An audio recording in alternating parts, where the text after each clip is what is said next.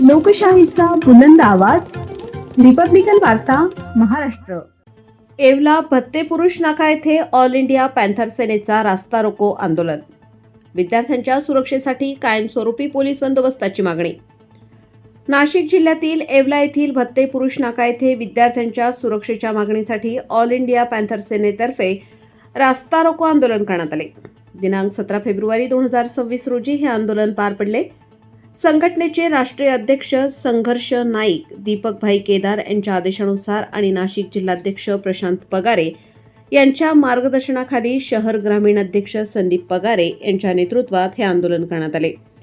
यावेळी आंदोलकांनी सांगितले की येवला शहरातील विद्यार्थ्यांना दुपारी 12 वाजता शाळेत जाताना आणि सायंकाळी 5 वाजता शाळा सुटल्यानंतर घरी परतताना रस्ता ओलांडताना मोठ्या अडचणींचा सामना करावा लागतो.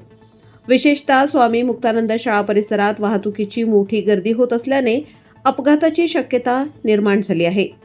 भविष्यात एखादी दुर्घटना घडू नये म्हणून या ठिकाणी कायमस्वरूपी 2 पोलीस बंदोबस्त ठेवण्याची मागणी करण्यात आली. आंदोलनादरम्यान स्वामी मुक्तानंद शाळेतील विद्यार्थ्यांसह ऑल इंडिया पॅन्थर सेनेचे कार्यकर्ते व पदाधिकारी मोठ्या संख्येने उपस्थित होते. रास्ता रोको करून प्रशासनाचे लक्ष वेधण्यात आले. त्यानंतर येवला पोलीस स्टेशनचे पोलीस निरीक्षक श्री योगेश घोरपडे यांना निवेदन देण्यात आले. यावेळी शहराध्यक्ष पापाभाई शेख, तालुकाध्यक्ष रवी गुंजाळ, उपतालुकाध्यक्ष संतोष कहार, संपर्क प्रमुख योगेश पोळ, मुस्लिम अल्पसंख्याक जिल्हाध्यक्ष शाहरुख शेख, उपजिल्हाध्यक्ष मुस्लिम पठाण आरिफ शेख, जिल्हा ग्रामीण सदस्य मनोज भालेराव यांच्यासह शहर व तालुका पदाधिकारी उपस्थित होते.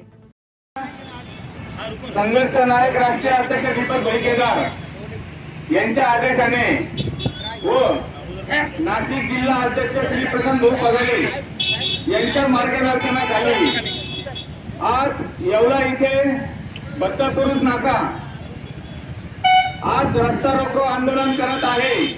ऑल इंडिया पॅन्थर सेनेच्या वतीने स्वामी मुक्तानंद विद्यालय ही शाळा असून इथे 1ली ते 4थी पर्यंत विद्यार्थी शिकतात. इथे वाहतुकीची कोंडी दुर्गणित होत आहे नेहमीप्रमाणे व इथले रहिवासी हुडकून फार मोठ्या गंभीर समस्येने इथून ये जाय करत असतात. तिथे मागे 3 वर्षापूर्वी हॉटेल साईटेज मध्ये एक ट्रक घुसला होता.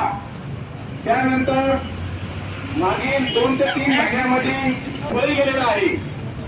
आता प्रशासनाला माझी विनंती आहे, आता सातवा येवलेकरांचा बळी घ्यायचा आहे का? येवलेकरांचा जन्म हा कुत्रा आणि मांजरासारख्या मृत्यू पावण्यासाठी झालेला आहे का? या तोडग्यावर इथे पोलीस बंदोबस्त असून ठेवावे. दुपारी 12 वाजता शाळेचे मुलं 12 वाजता पालकाबरोबर शाळेत जातात आणि 5 वाजता शाळा सुटल्यानंतर इथं प्रचंड ट्रॉफिकचा आता विस्तारित प्रॉब्लेम होतो.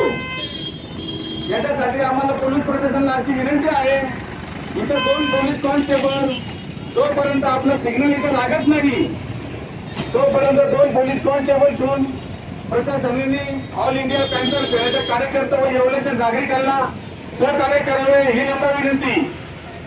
बाबासाहेब आंबेडकरांचा ऑल इंडिया पॅन्थर सेनेचा छत्रपती की नमस्कार.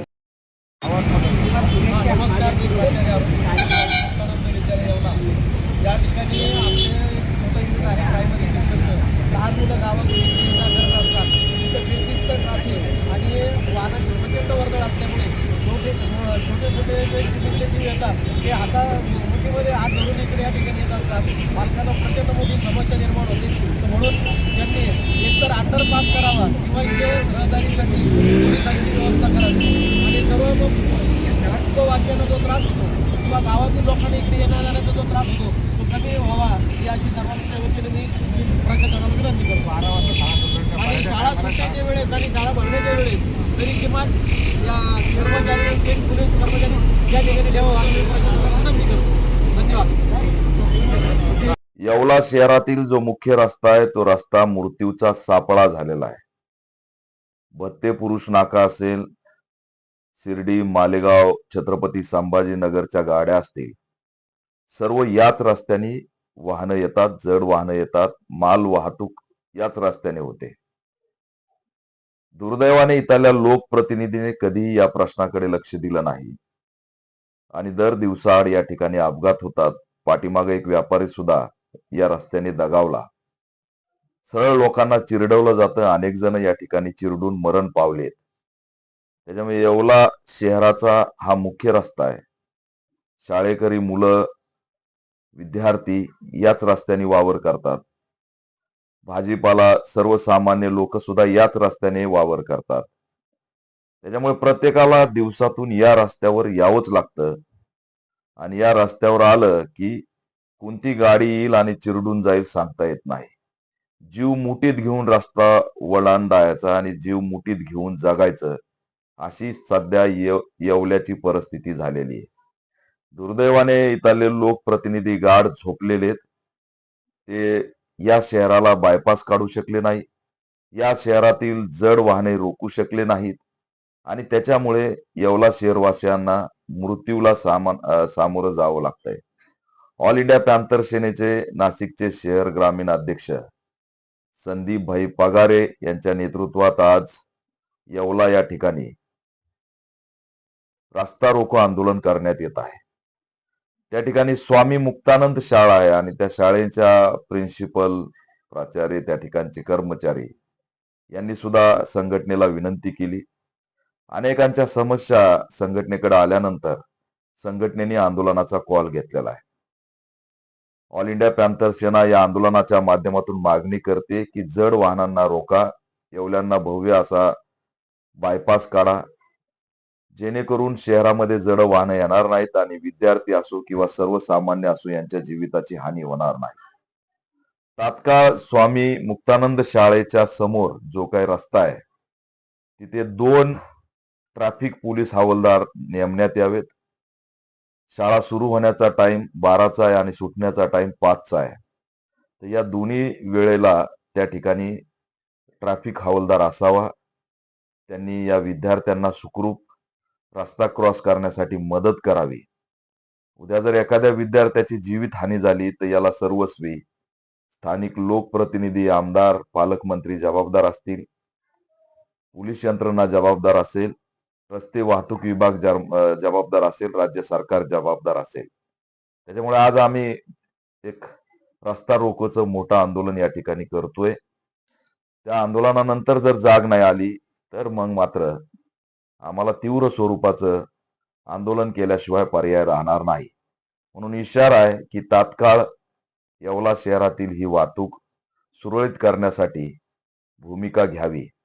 अन्यथा येणाऱ्या काळात तीव्र स्वरूपाचं आंदोलन केल्याशिवाय आम्ही शांत बसणार नाहीत. आजच्या आंदोलनानंतर तात्काळ यंत्रणा दखल घेतील आणि या मृत्यूचा सापळा झालेल्या रस्त्याच्या वाहतुकीवर मोठा निर्णय घेतील, ही असणारी आम्ही मागणी करतो. रिपब्लिकन वार्ता महाराष्ट्र न्यूजसाठी नांदगाव प्रतिनिधी Muktaram Bagul, Nashik. Subscribe now and press the bell icon. Never miss an update.